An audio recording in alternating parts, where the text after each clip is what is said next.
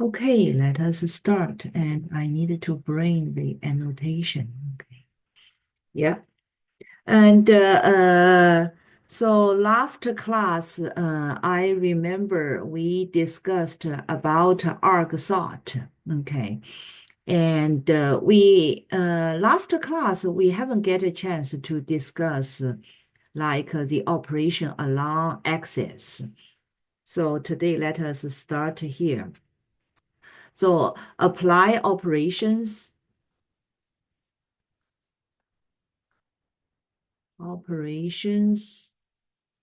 along axis.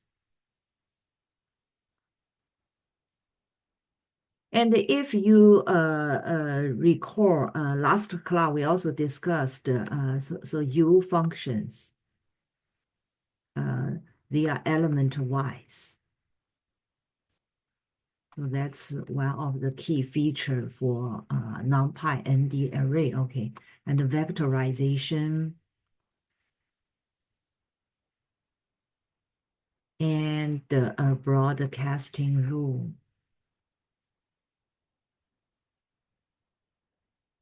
So those are three are very important concept in NumPy ND array. Okay, and we also know that ND array the operations much faster regarding speed.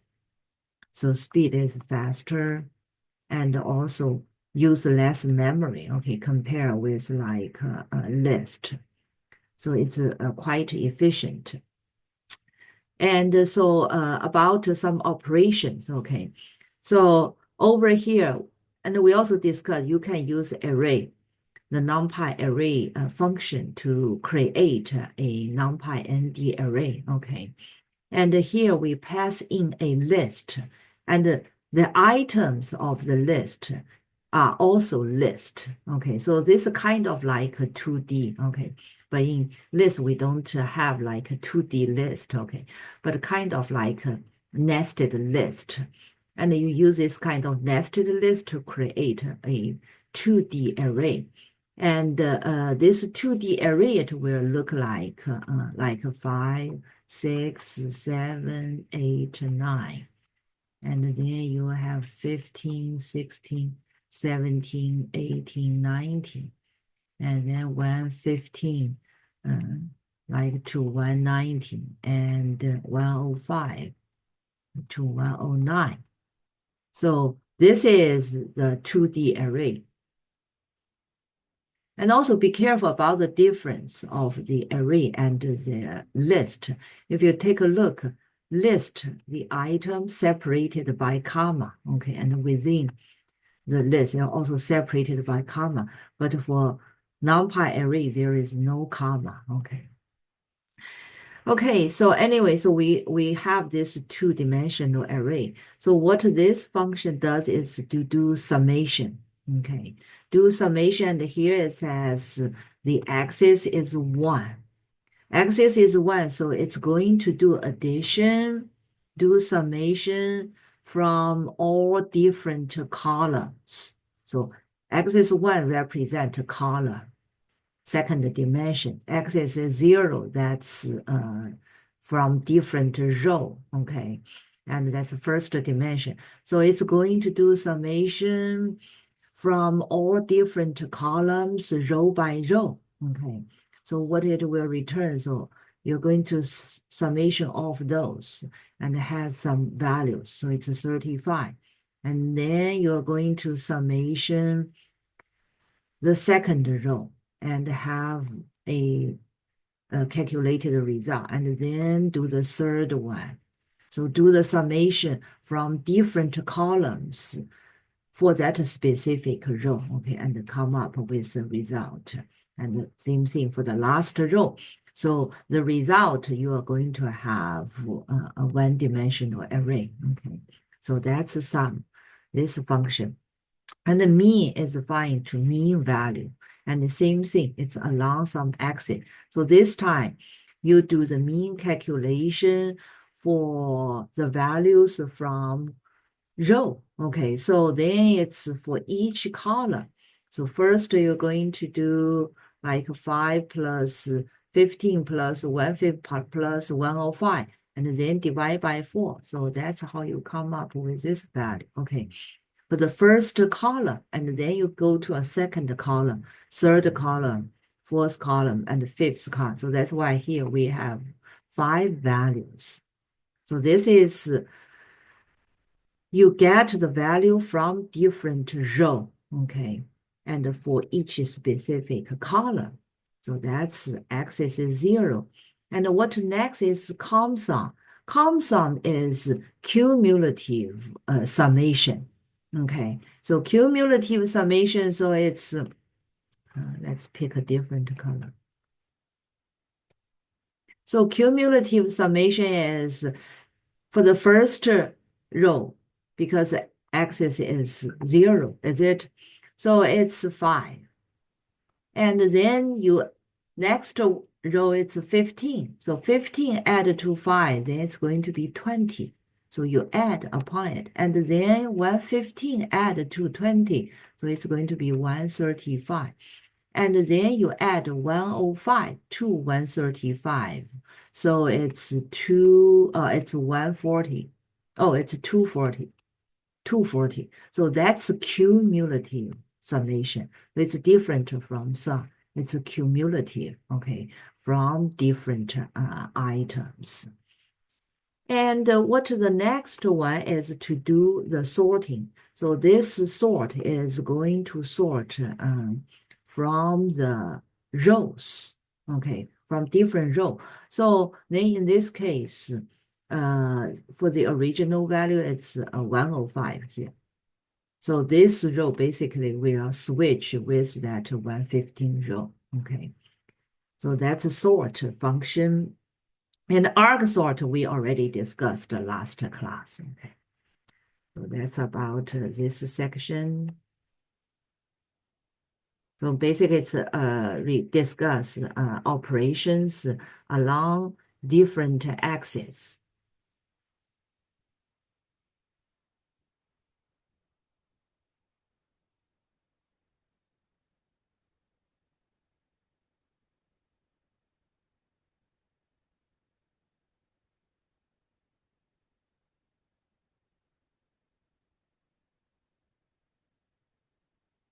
Okay, let's move to the next section. The next section is regarding reshaping. Okay, so the change dimension of array.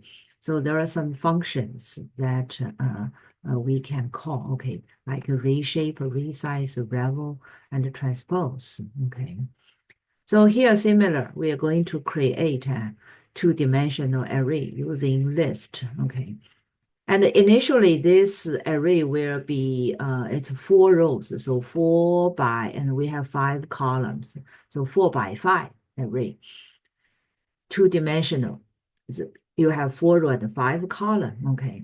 So if you call the reshape on this array, and you provide the new shape, so then it's going to, you're going to have a new array that's 2 by 10. So you can change the shape, okay? But this is not going to happen on the original, so it's a new one. And you can also call revel. So revel is a flatten. So flatten the n-dimensional array. So it basically it will change whatever dimension to one-dimensional array, okay? So that's revel. And the other one is resize. So the resize will update the array itself.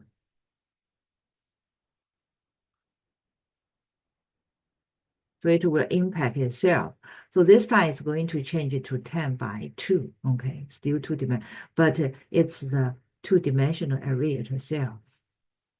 So those are the couple of functions that you can change the array shape. Oh, you can also do the transpose just with the call .t. Okay.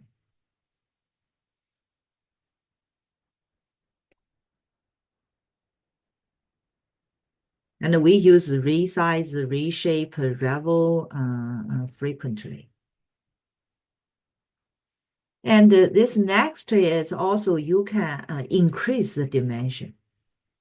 Okay, after you increase dimension, then using broadcasting rule, even array with different dimension, you can apply some arithmetic operation. Okay, so here we have two one-dimensional array. So 1D array, 1D array. Okay, for the first one, if you do something like this, so that means it's going to change it to two-dimensional, is it?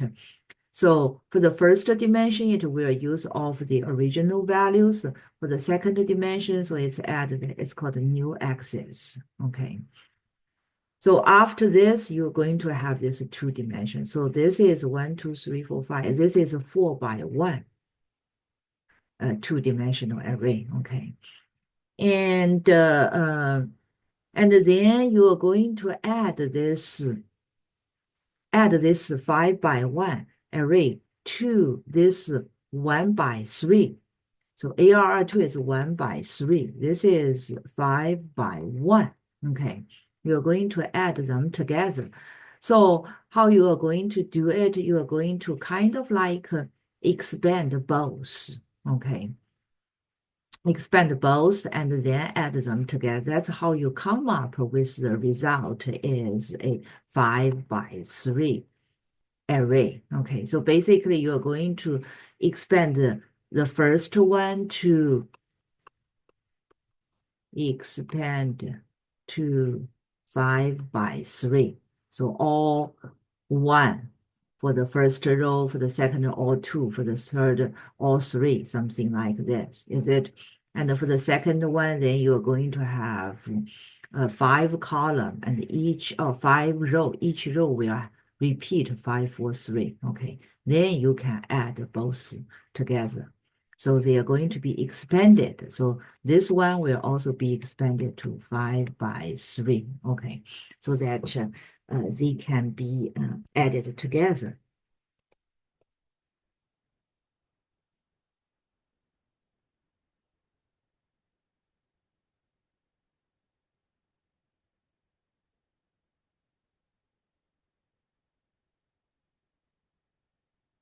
And for the next one, similar concept. So it's for the second array. Okay, since you can also do expansion, and then you see you're going to use the first one and add to the second one. Okay, applying broadcasting rule. So similar concepts. So we are not going to go to the detailed discussion. What next one discuss is you can concatenate array. You can also split an array. So how do we do that? Okay, so array A basically it's a 2 by 3 array. Array B is also a 2 by 3 array. Okay, both use array function to create array from list. And you can call NumPy's concatenate function. Then you just plug in those two array. And you also specify along which axis. Okay. So the first is it's using axis 0. So that's how it expand. It's kind of expand along rows. Okay. So both 2 by 3 after expansion, it's 4 by 3. And the second one is you're going to expand the column. So from 2 by 3, it's changed to 2 by 6. Okay, so that's concatenation. And for split is if you have a large array, okay, and you want to split it into some smaller array, then we can also do that. So here we have that original array. So it's 2 by 1, 2, 3, 4, 5, 6, 7, 8, 9, 10. So 2 by 10 array, is it? So then you can call array split function. So this specific function is going to split the array. So you pass in the original array. This is the number of arrays split in two. So that means you want to split the original 10 by 2 by 10 into 3 arrays. And using what? Using column to do split. And after that, you can get each of the splitted array. So you can see we can get each of it. Okay. And the dimension is different because over here it's 10. Okay. If you have 12, then it can be equally dimensioned. But because of 10, so this is 2 by 4. And here you have 2 by 3. Here you have 2 by 3. So sometimes you may need this kind of operation. So you can concatenate multiple arrays together. You can also uh, uh, split a bigger array into smaller array. Okay. Okay, what the next part is we can also change the data type using the S-type function. Okay, so the S-type can change the data type of the array. So here, let's take a look. We have this first array. The data type is, this is a one-dimensional array. The data type is a string. But within the string, the starting is a $sign, okay? The second one, it's also string, is it? But no $sign starting with, just the number. And if you output the type for the first one, it will show something like this. Basically, it's Unicode with 6 letters. 1, 2, 3, 4, 5, 6. There's 6 letters. Okay, so U represent Unicode. Okay, the Unicode is 1 to 4 bytes, I remember. Okay, so it represents all the languages from all countries. So it's one kind of encoding. Okay. And so this S-type can change because over here we see it's all numbers. So you want to change it to floating number, decimal number, etc. So the question is, can we change both of them to the floating number? So for the first one, this is the first one, can we change? So we go back to that try except block. Okay, so try except is if there are exception, it can be catched with the exception statement. Okay, so here we cannot do the conversion. Okay, doesn't allow.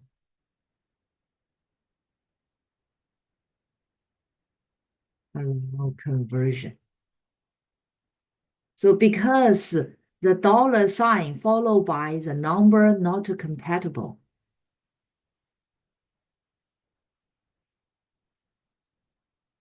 you cannot convert the $sign to a number. So that's why over here, there is an arrow. It's going to be raised value arrow. So you will see the output is invalid string format for conversion. Okay. So it will run to this statement.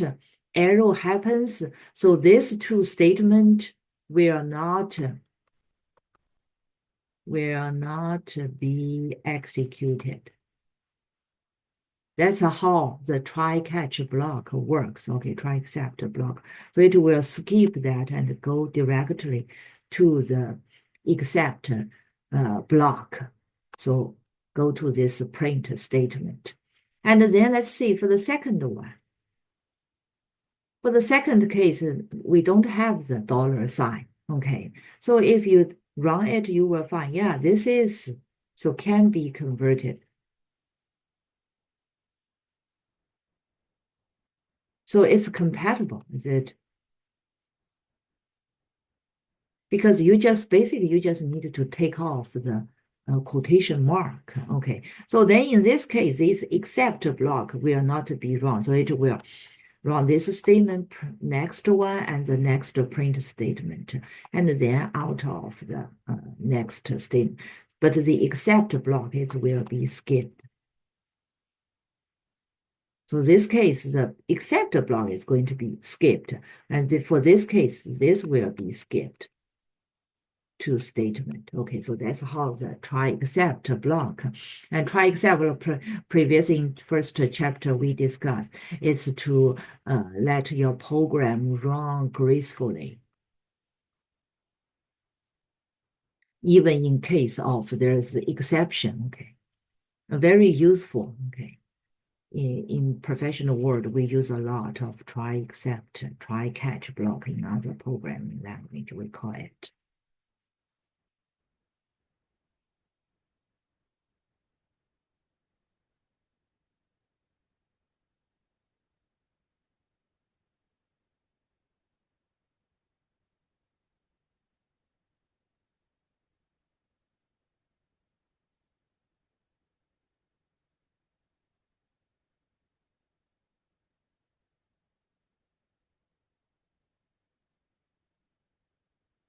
Well, that's regarding data type conversion. Okay, the next concept is also interesting. Okay, and we know that NumPy array,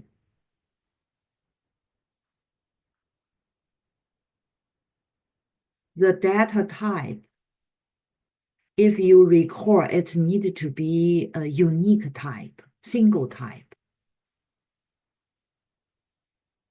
So it's a homogeneous. Not like a list is heterogeneous. List support different kinds of value, is it? But over here, you will see sometimes we can use some special way. We call it a structured array in NumPy to get around with this. So on the surface, it looks like your array support different data type, but that's not the case. Basically, it will still consider as a single type. Okay, so let's take a look. So here we have a list. Within the list, you have tuples. Okay, for the tuple, you have different type. You have floating number, you have string. Okay, and then over here, we define a list. And within the list, you also have tuple. So for the tuple, within each tuple, you have two string defined. So this is kind of like column 1, floating, column 2, floating, column 3, column 4. So, and this is represent a string. Okay, so something like this. And then you see over here, we use that array function. And for this array function, what you pass? You pass in the data list. You pass in the first data list. For the second, the data type. This time, you see, it pass in this D list. Okay, the defined type. Basically, here is you define the type with the field name and the types. Okay, so then basically it's kind of, okay, for this is the first column. So it's going to be the name is going to be column 1. The data type is F4 floating. And then for the second one, it goes to here. And for the third one, it's going to go here. For the fourth one, it's going to go here. For the last one, it's going to go here. So it looks like, then this time this array support heterogeneous, but it's not because it's all the type is defined by this list. And within the list, you have the tuple for the column and the respective data type. Okay, so we call this as a structured array.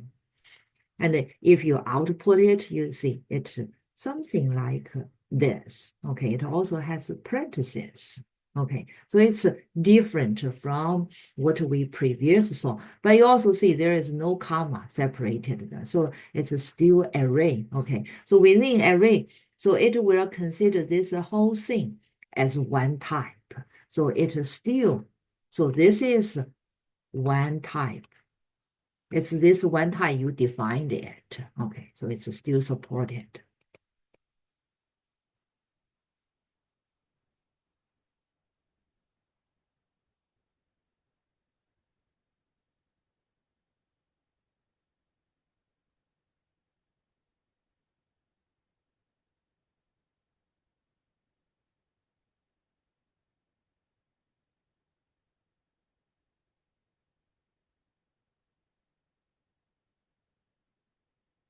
Okay, and then next, let's see. Over here, so we can retrieve some data from, so this is an URL. Okay, this RS data is a very classic machine learning data set.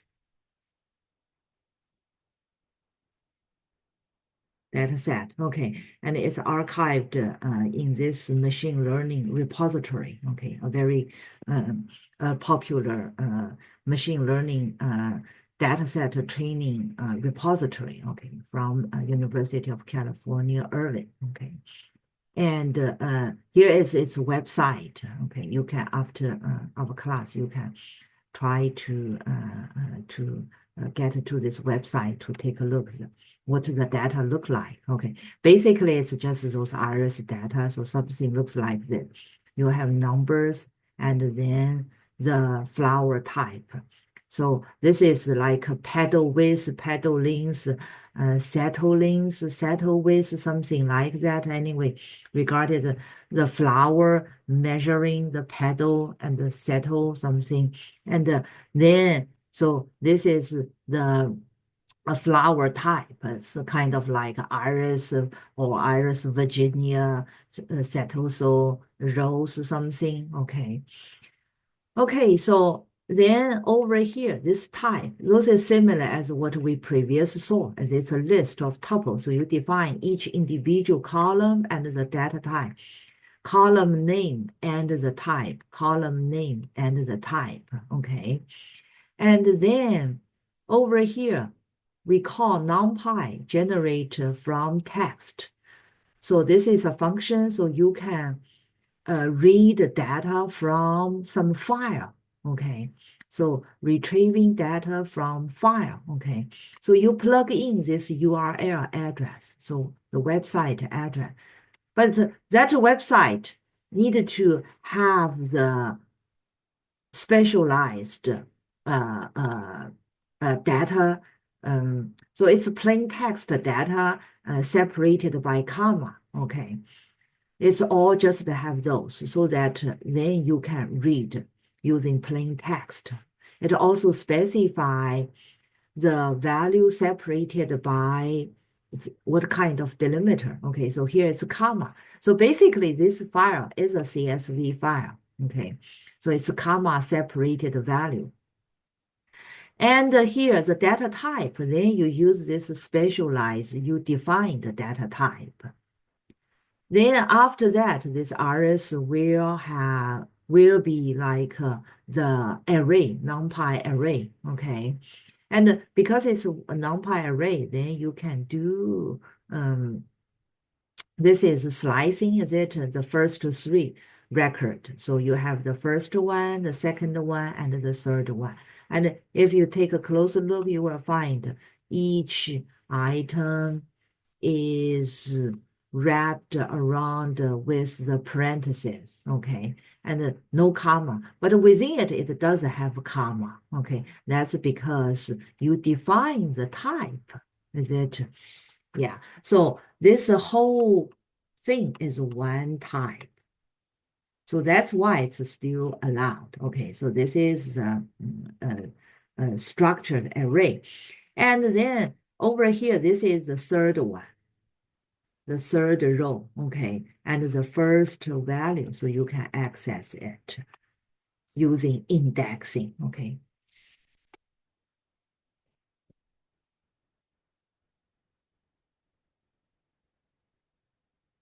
And later on, in the next chapter, when we learn pandas, then it's much convenient. Okay, we don't need to do this structured array. But here it's just give us, okay, in NumPy, how do we handle this kind of situation? So you can do manually defined a structured array. Okay, and then next, so over here we have a Google. This is a CSV file. So it has data. So the data looks like something like this. It has the date, then open price, high price, low price, closing price, adjusted close price, and the transaction volume. Okay. So this is a CSV file, has those kind of data information. And over here, then you define the type. So for this type, okay, you have name and the formats. And then basically this is a dictionary, is it? So for name, this time you have the different column name defined in a tuple. And the format, you also define it in a tuple, okay? So we can also do something like this instead of just write each individual tuple, okay? So over here, you use dictionary to define the tuple. That's also allowed. And then you also specify the delimiter, okay? Oh, no, this delimiter part, this is for you generate from the text. So the parameter for this file opening parameter argument, okay. And we skip read the first line, okay, because the first line, it has the information date, open, high, and we don't need, it doesn't follow this formatting, okay. So after that, you can, so this is a ND array, okay, the array that's created from this file. And after that, you can check the array shape, okay, it's 8. And the dimension, it's 1 dimension. And the size, you have 8 items. And when you find the type, did you see the type is defined in this list, basically? So it's for each field. Or we see each column. Okay, so it gives the name and so it's the name and the data type for each field. Okay, so this is a structured array. And once you have this structured array, you see if you output it. So each item is wrapped in this pair of parentheses, okay? And if you want to get a specific value, you can access the row and then the specific column, okay, using indexing.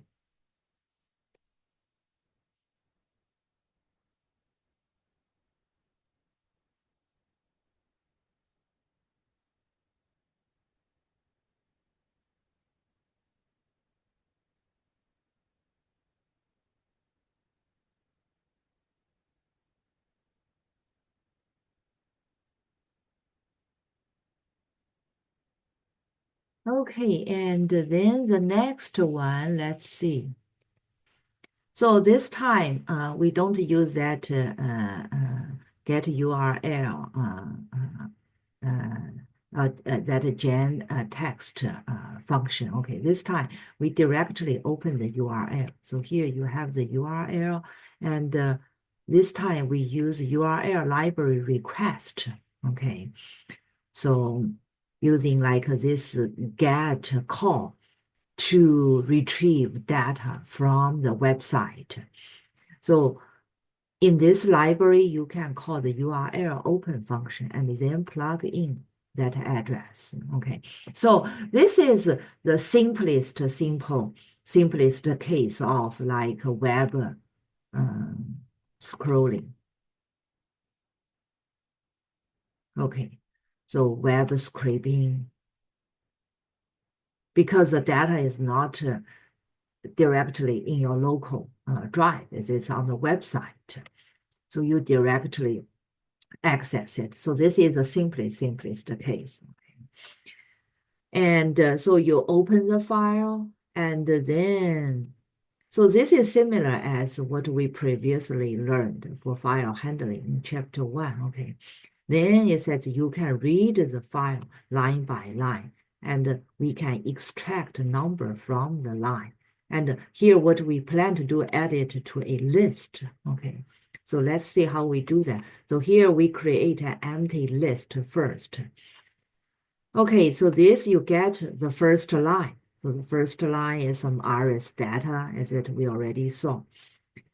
Okay, And then you convert, okay, we need to convert it to the string, okay. And after you convert it to string, then we call the split for the string because it has something like 5, 3, maybe comma, and then 101.9, something like this is the data separated by comma, so you call this a split.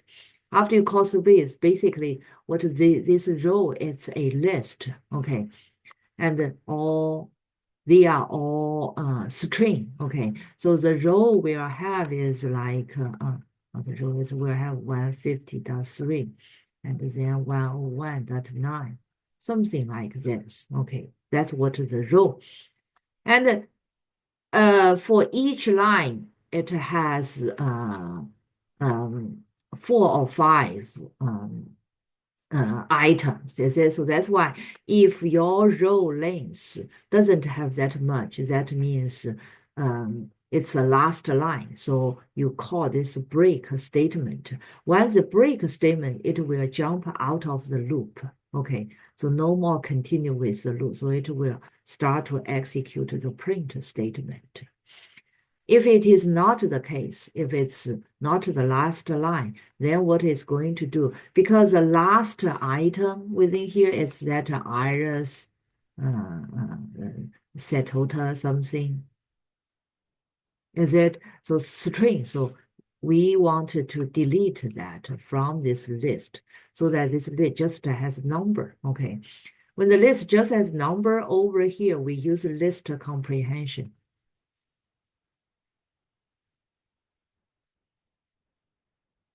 to create a new list. So this is a loop in the row. The row will have 4 numbers, okay? And then you cast. So you cast the string style number to float, to number, okay? So the row value, then it is all number. So it will be 150.3, 101.9.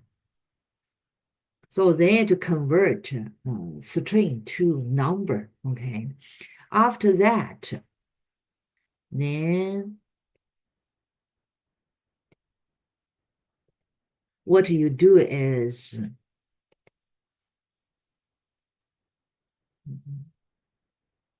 you append this list to the outer list, that iris list. So for each row, it will do something like this. So you will have a number of, so each row will be a list in this nested list. Okay, kind of like a 2-dimension list. So basically with this, then you can pass into the array and then you get the array. Okay, so that's how this part of program shows us. Because for machine learning, if you want to do some calculation, it doesn't directly use list. You need to get a number from array, okay, NumPy array.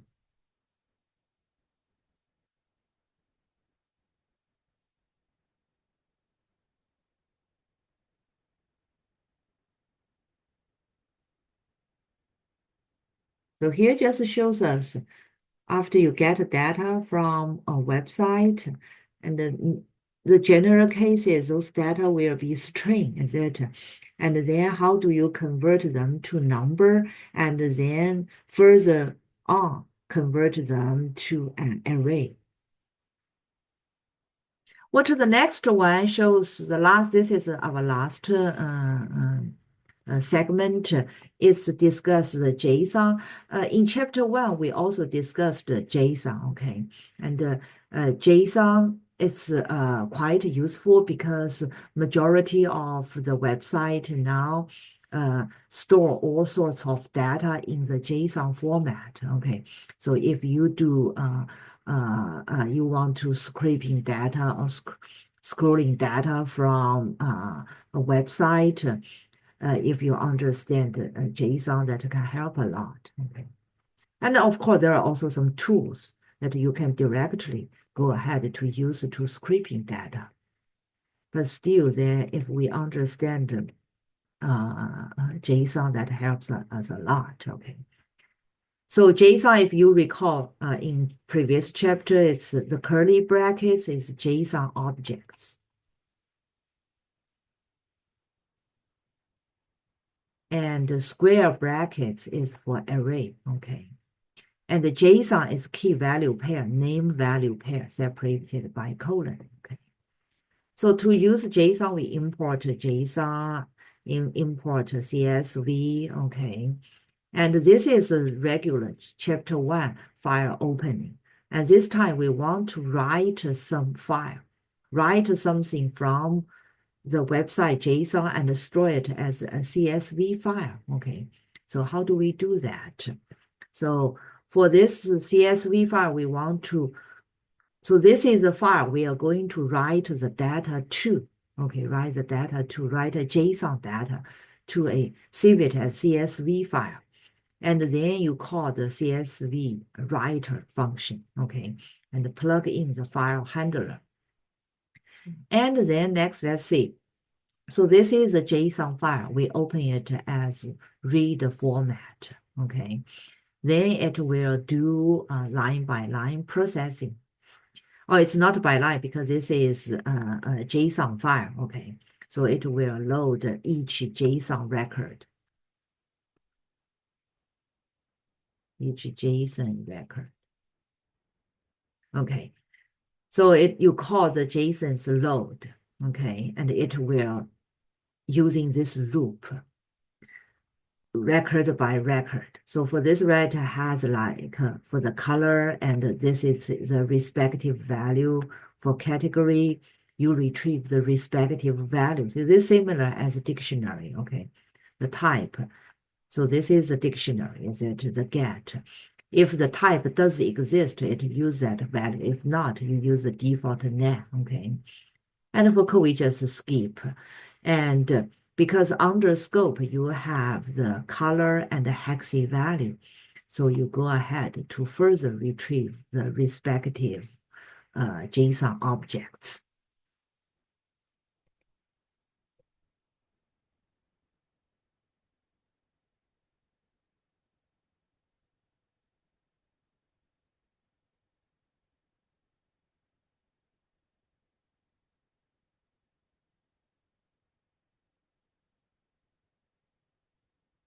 Okay, then next, let's see.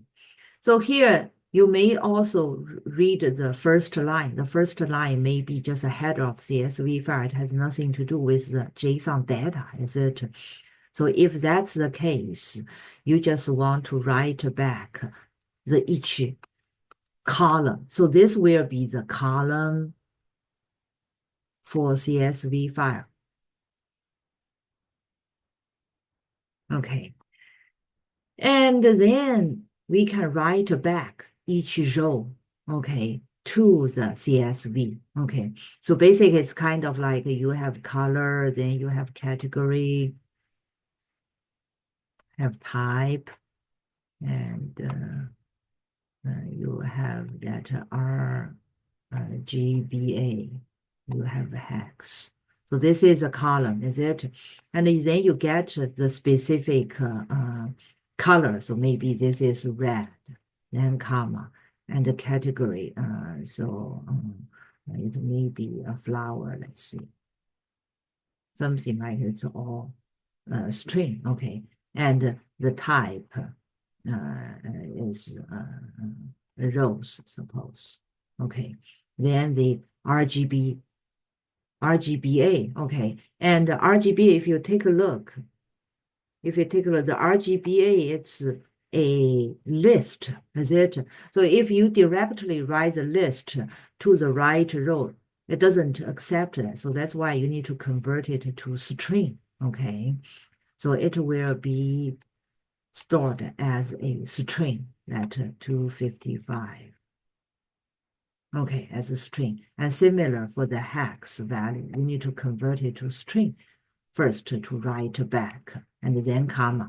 So it's each row will be comma separated, the plain text information. Okay, so this is original JSON file. Okay, formatting. And now you convert it, you say, to CSV, is it?